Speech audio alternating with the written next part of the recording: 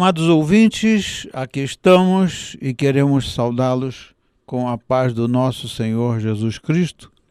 E hoje nós vamos tratar de um assunto que, na verdade, é necessário, é importante para a cada dia da nossa vida nós praticarmos isso, que é o assunto de nos voltarmos para Deus. O assunto de nos voltarmos para Deus, independentemente das circunstâncias em que a gente está vivendo. E o artigo que nós vamos explorar hoje é de autoria do Marshall Segal e é Deixe as suas imperfeições com Deus. Deixe as suas imperfeições com Deus. Vamos orar então para começar, não é? Senhor, louvado seja o teu nome, Senhor. Sim, Pai querido, nós queremos, Senhor, nos colocar em tuas mãos, Senhor, pedindo a Deus amado perdão pelas nossas falhas, Senhor, ó Deus, pelas nossas imperfeições, como é o título deste assunto, Senhor, mas Tu és um Deus perfeito e misericordioso. Abençoe a cada ouvinte, Senhor, em nome de Jesus. Amém. Amém. Vamos dar um abraço, né? Queremos mandar um abraço a todos que estão aí nos ouvindo, nos acompanhando sempre, né, no programa Uma Palavra de Fé. Amém. Então, diz o autor deste artigo, como o pecado remanescente inspira santidade.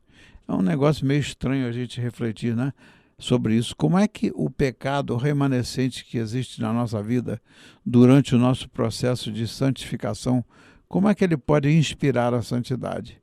Na verdade, a correção do nosso pecado, daquilo que resta de imperfeito na nossa vida, requer que a gente busque o Senhor para alcançar a nossa santidade, ou seja, nós somos separados. Santos quer dizer separados para Deus.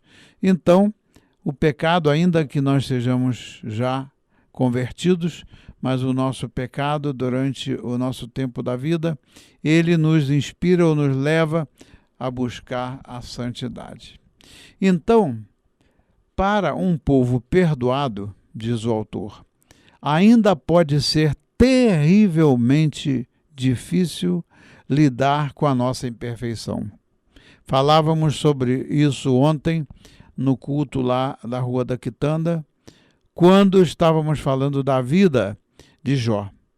Para Jó, um homem que era um homem de Deus, nunca negou o Senhor, mas para ele foi terrivelmente difícil lidar com a situação que ele viveu, né? E que era algo imperfeito que ele precisava de ser consertado na vida dele e que, ao fim e ao cabo, Deus cuidou e tudo aquilo que ele tinha perdido, né? No dia que ele reconheceu e pediu perdão ao Senhor, quando ele se arrependeu daquilo que ele tinha de imperfeito na vida dele, o Senhor não só o perdoou, mas devolveu em dobro tudo que ele possuía.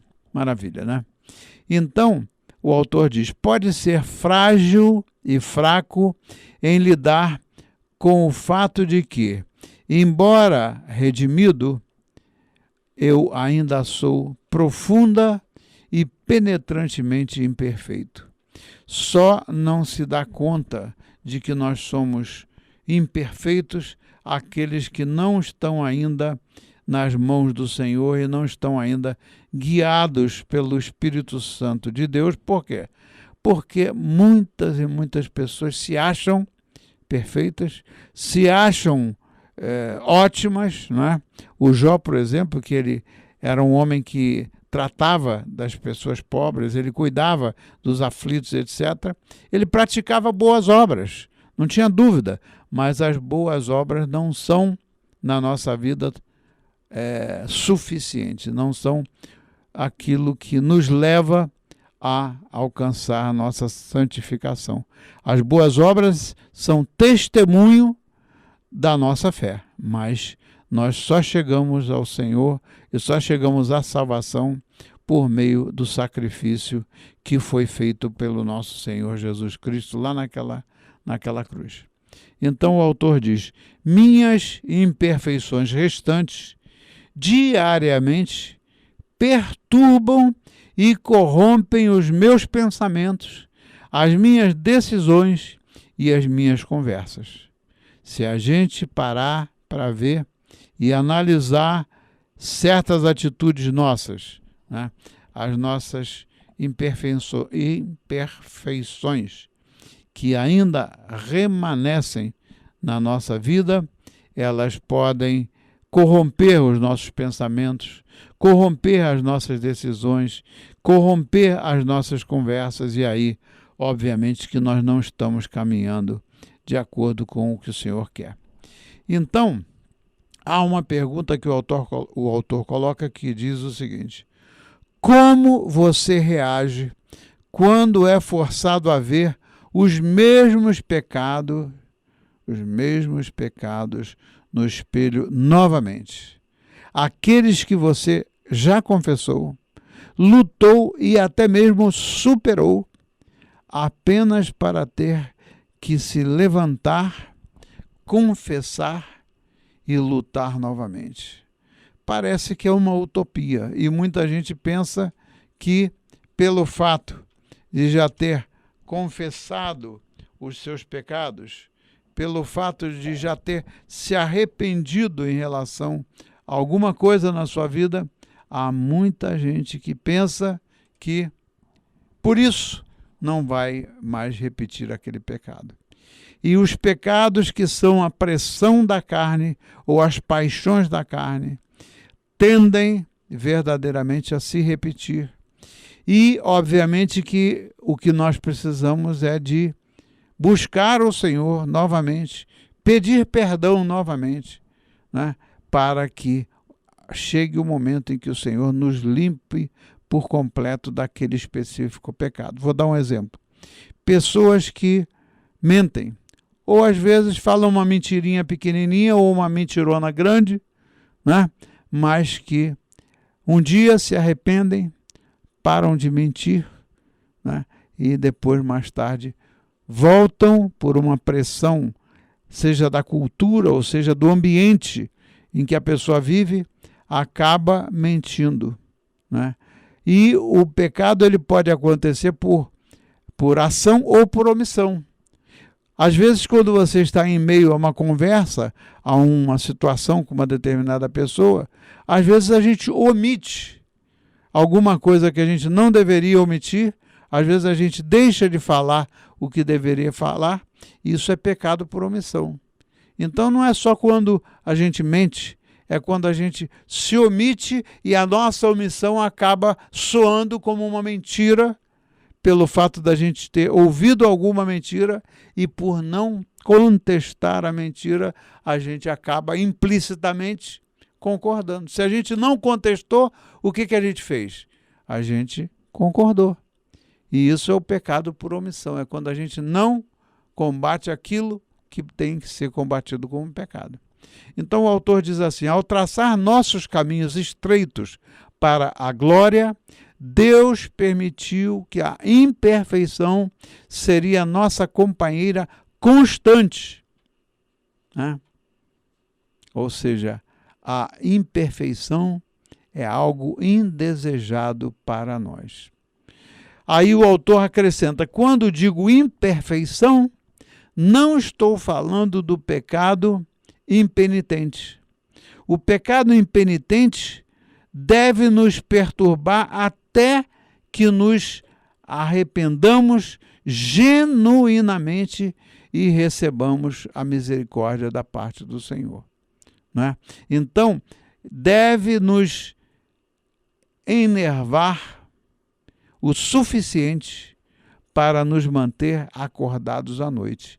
Quantas vezes a gente peca durante o dia e o Senhor nos incomoda durante a noite, a gente fica sem dormir, aquilo vira uma coisa que deixa a gente enervado, e às vezes a gente não sabe por que perdeu o sono, mas é por causa de algum pecado que a gente cometeu e que precisa de ser perdoado, precisa de ser limpo, né?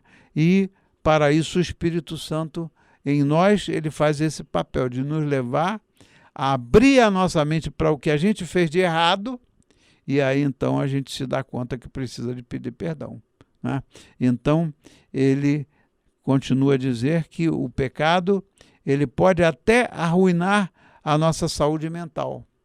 Você pode ver que tem pessoas que são doentes mentais, fisicamente falando, pessoas que são doentes mentais, mas se você for ver no fundo, aquilo foi gerado por tal insistência no pecado, foi gerado por tal corrupção da mente,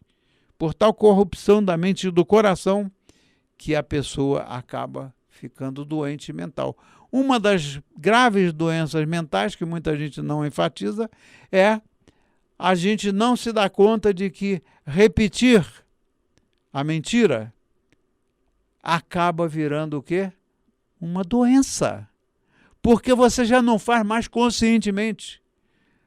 A pessoa já está fazendo aquilo inconscientemente, já contaminou de tal forma a nossa mente que a pessoa começa a... Aquilo fica como que neutralizado.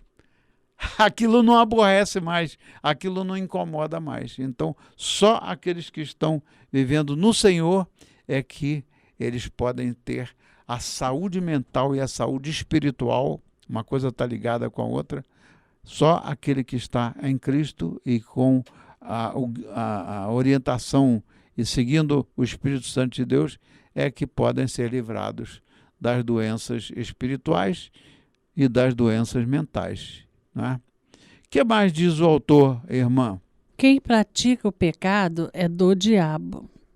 Ninguém nascido de Deus pratica o pecado, pois a semente de Deus permanece nele. E não pode continuar pecando, porque é nascido de Deus. 1 João, capítulo 3, versículo 9. Todo aquele que se tornou filho ou filha de Deus não vive cometendo pecado, pois a essência divina permanece nele. Ora, ele não pode viver pecando porque tornou-se filho de Deus. O Senhor, no entanto, quer cuidar de almas onde o pecado permanece. Na verdade, cada pessoa que ele escolhe ainda está obscurecida por alguma imperfeição. Jesus veio para os enfermos, não para os sãos. Ele cuidava dos pecadores, das prostitutas, dos ladrões, dos enfermos da alma e do espírito, além dos doentes do corpo. Nosso pecado remanescente é perdoado e expira. O dia em que morrermos será o último dia em que pecaremos, mas nosso pecado remanescente ainda é real, poderoso e feio. Quase insuportavelmente feio às vezes. Como esse egoísmo, impaciência, luxúria, preguiça ou inveja poderia ainda me envolver? Porque Deus escolheu, por enquanto, que os perdoados ainda sejam imperfeitos? Porque Ele quer nos submeter ao processo da santificação que dura toda a vida. Amém. O Senhor, amados ouvintes, Ele quer conduzir o nosso processo de santificação. Então, aquela balela que muita gente prega indevidamente a dizer que quando você aceitou a Jesus Cristo, você não tem mais problemas, você já se tornou perfeito, isso é uma mentira, porque quando nós aceitamos a Jesus Cristo, nós entramos pela porta estreita, mas aí começa o nosso processo de santificação. Então o autor continua a abordar o assunto dizendo sobre os bem familiarizados com a imperfeição. Então, como é uma vida piedosa de imperfeição? Olha só, parece uma utopia, né? A pergunta é essa: como é uma vida piedosa de imperfeição? O apóstolo Paulo estava ciente da sua própria imperfeição. Veja só, Paulo não era uma pessoa qualquer, mas ele era pecador também. Ele era uma pessoa muito bem preparada, e etc, mas Paulo estava ciente da sua própria imperfeição. Ele disse lá, na carta aos Filipenses, capítulo 3, versículo 12, ele disse: não que eu já tenha obtido isso, falando da perfeição, né? Ou que já seja perfeito. Ele tinha consciência que ele ainda não tinha alcançado isso. Mesmo como apóstolo, ele tinha plena consciência de como ainda não era perfeito. Ele sabia que era um trabalho em processo incondicionalmente eleito. Ele, como um chamado, como uma pessoa chamada pelo Senhor e como eleito para ser um apóstolo aos jeitios, ele precisava de entrar naquele processo, naquele trabalho que é um trabalho incondicional da parte de Deus. Não importa a fraqueza ou a deficiência ou a fragilidade, como foi o caso de Paulo, não é? Mas o que importa é que esse chamado do Senhor, ele é incondicional, né? Ele é o apóstolo Paulo e nós somos irresistivelmente amados. O Senhor, o amor de Deus, ele é irresistível. Não tem ser humano, por pior que seja, que ele possa resistir ao amor de Deus. Então, ele e nós que cremos no Senhor Jesus Cristo, somos comprados com o quê? Com o sangue de Jesus Cristo vertido naquela cruz, e somos cheios do Espírito. Ele era, como muitos dizem, um apóstolo inacabado. Paulo tinha plena consciência de que ainda não era o que logo seria. Ele estava ciente das suas imperfeições, mas não paralisado por elas. Olha aqui que coisa linda.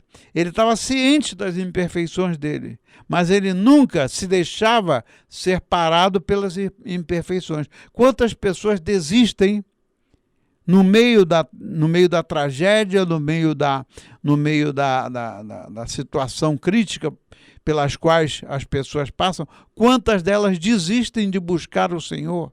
Quantas delas dizem, eu não quero mais saber, o Senhor não gosta de mim? Eu já tenho ouvido muita gente falar isso. O Senhor não quer saber de mim, o Senhor não gosta de mim. Isso é uma verdadeira mentira. Por que razão? Porque o amor do Senhor é incondicional. Paulo estava ciente das suas imperfeições, mas não se deixava ser paralisado. Em Filipenses 3,12 ele diz, não que eu já tenha obtido isso ou já seja perfeito, mas prossigo, olha o que ele fala, prossigo para torná-lo meu, porque Cristo Jesus me faz seu. Ou seja, irmãos e irmãs, nós pertencemos a Jesus Cristo, nós somos dele, e se nós somos dele, o que ele diz para a gente fazer é prosseguir para que sejamos realmente e totalmente do Senhor. Então, o apóstolo Paulo, ele não apenas se sentou e esperou que sua ressurreição viesse, mas pressionou para torná-la sua de um grau de glória para outro. 2 Coríntios 3,18. A palavra de Deus diz que nós vivemos de glória em glória. Então, o Paulo não só cruzou os braços para esperar pela ressurreição dele, mas ele pressionou a ele mesmo para tornar a sua ressurreição concretizada, não é? E através de um processo que vai de luta em luta e de glória em glória. Sabendo que um dia Deus o tornaria perfeitamente, ou sabendo que um dia Deus o tornaria plenamente justo na ressurreição, Paulo estava ainda mais faminto para crescer em quê? Para crescer em justiça até aquele dia, o dia da ressurreição. Ele operou a sua salvação. Ele realmente trabalhou diligentemente com temor e tremor, pois ele sabia que Deus estava trabalhando realmente nele. Filipenses 2, versículos 12 e 13. O perdão para o apóstolo Paulo não era uma desculpa para fazer as pazes com o pecado. Isso é uma observação muito importante. Às vezes a gente se fia no perdão de Deus para a gente fazer as pazes com o pecado, né? É triste. A gente um dia a gente busca o Senhor, se arrepende, né? E aí o Senhor nos perdoa. No dia seguinte, 3 dias depois, 1 ano depois, a gente volta a praticar o mesmo pecado. Amados irmãos, a gente precisa de prestar atenção nisso. O perdão para Paulo não era uma desculpa para fazer as pazes com o pecado, mas o levou ainda mais à guerra contra o pecado. Ele não via a sua imperfeição como uma razão para se contentar com menos justiça. Ele via a sua imperfeição como motivação para mais justiça, para mais de Cristo. Não a justiça do homem, mas ele buscava mais a justiça de Deus. E então ele pressionou para tê-lo, pressionou para alcançá-la. Imperfeição ambiciosa. Nos próximos 2 versículos, o apóstolo nos leva mais longe em sua busca sincera, focada em perfeita da santidade. Irmãos, não considero que tenho feito meu. Não sou o homem glorificado que quero ser, mas uma coisa faço, esquecendo o que fica para trás e avançando para o que está à frente, prossigo para o alvo pelo prêmio da soberana vocação de Deus em Cristo Jesus. Que coisa linda, né? Lindo, Filipenses. Que coisa linda, né? Que coisa linda.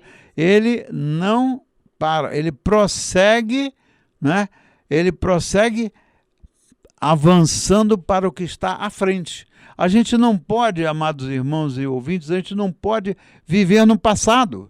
Porque se a gente viver no passado, a gente está simplesmente virando uma pessoa muito cínica.